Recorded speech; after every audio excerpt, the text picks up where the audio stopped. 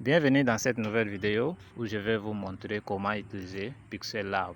Alors, si vous êtes nouveau sur cette chaîne YouTube, veuillez vous abonner, partager, liker et activer la cloche de notification pour ne rien rater. Car chaque jour, je partage de nouvelles vidéos ici dans les domaines de l'infographie. Alors, on va entrer dans le Pixel Lab pour voir ce qui se passe là-bas. On va chercher là où se trouve Pixel Lab. Pixel Lab est ici.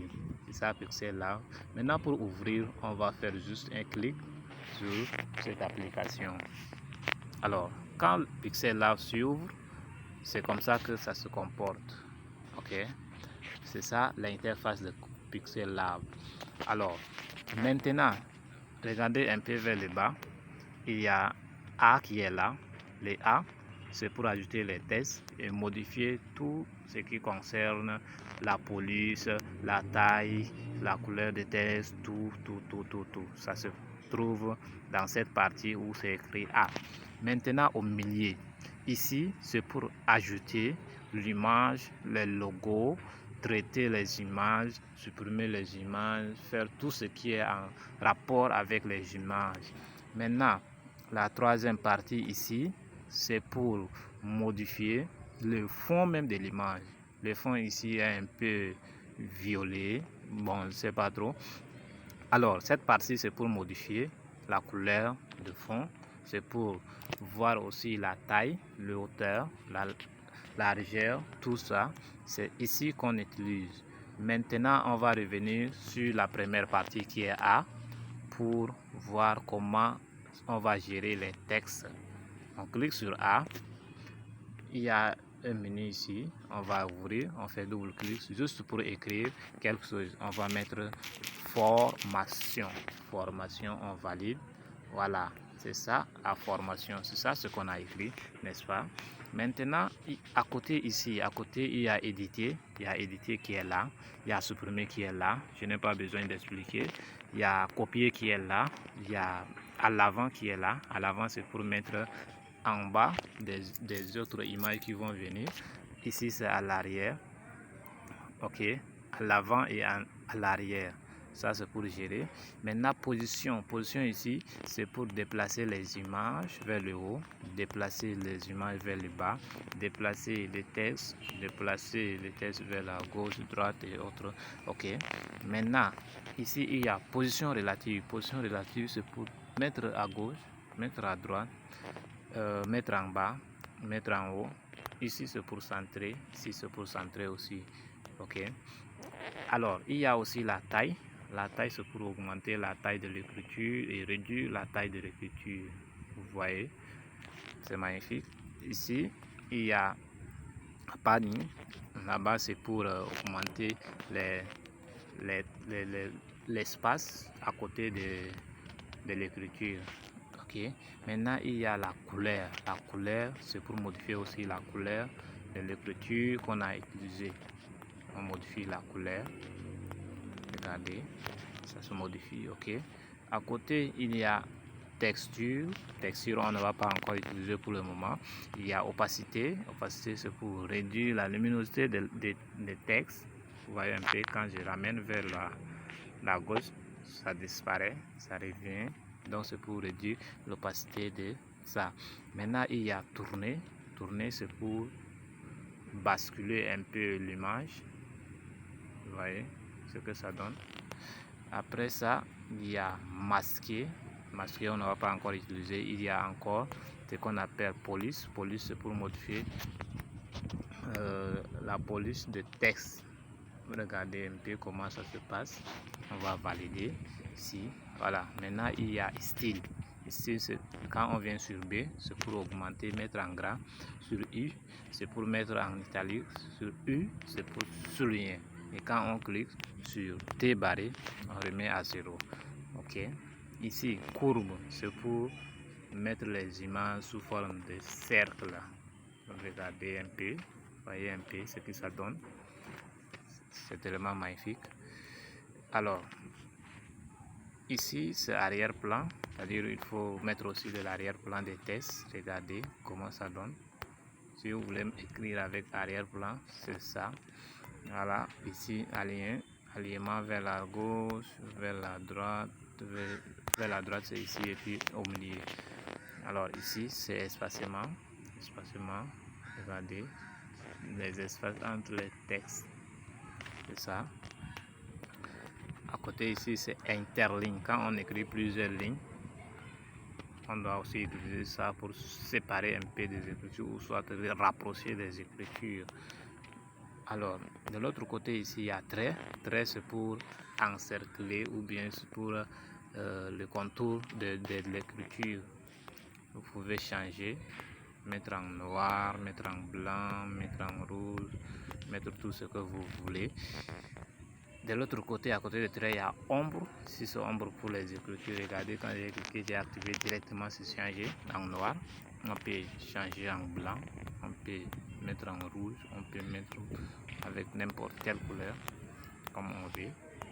Ok, voilà, regardez, moi je vais mettre ça en blanc. Voilà, ici il y a ombre interne.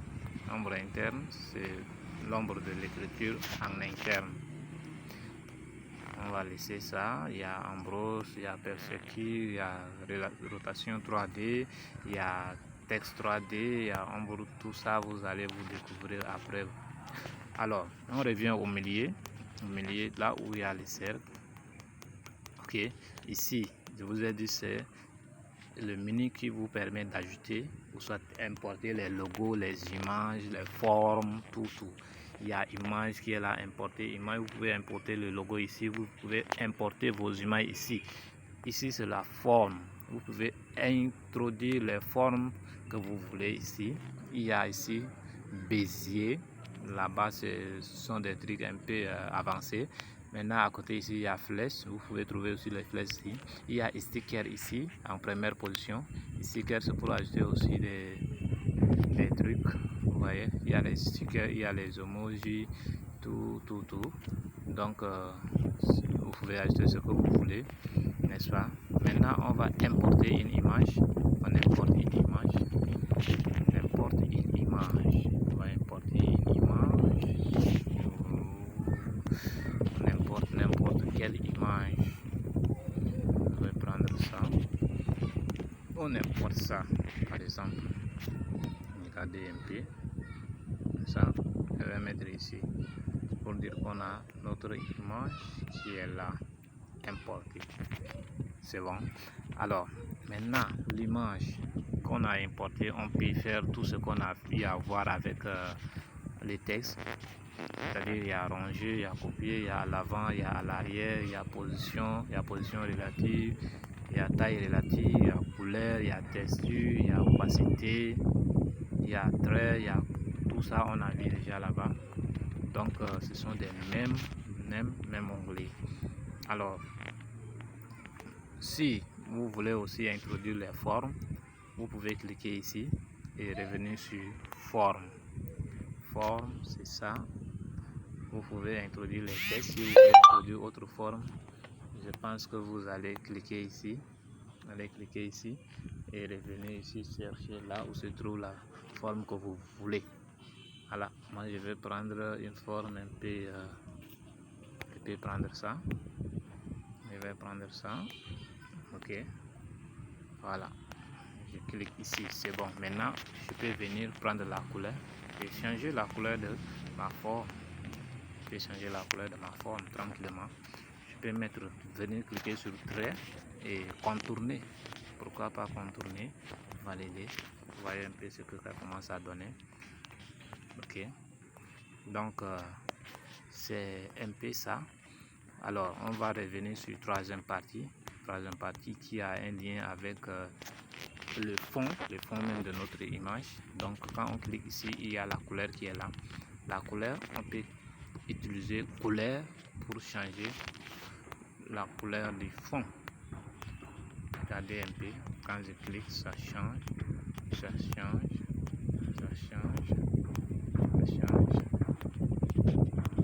n'est-ce pas? Ça change.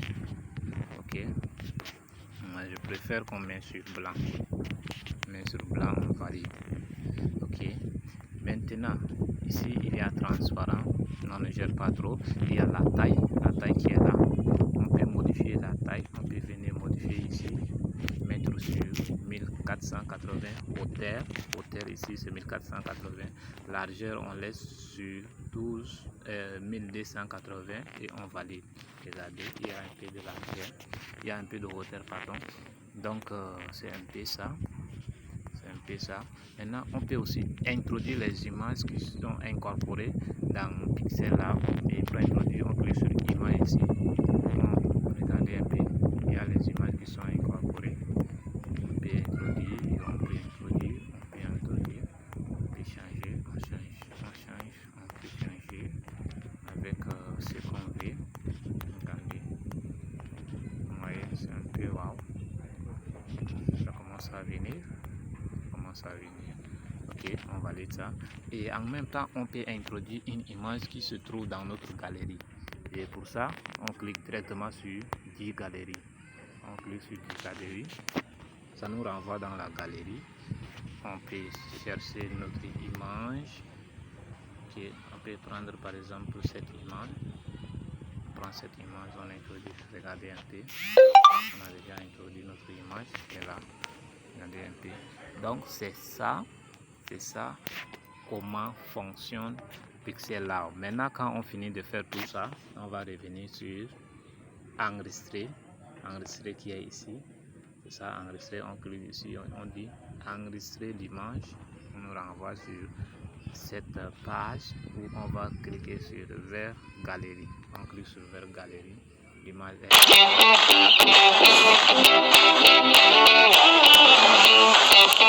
et likez cette vidéo car chaque jour c'est une nouvelle compétence qu'on acquiert. Merci beaucoup.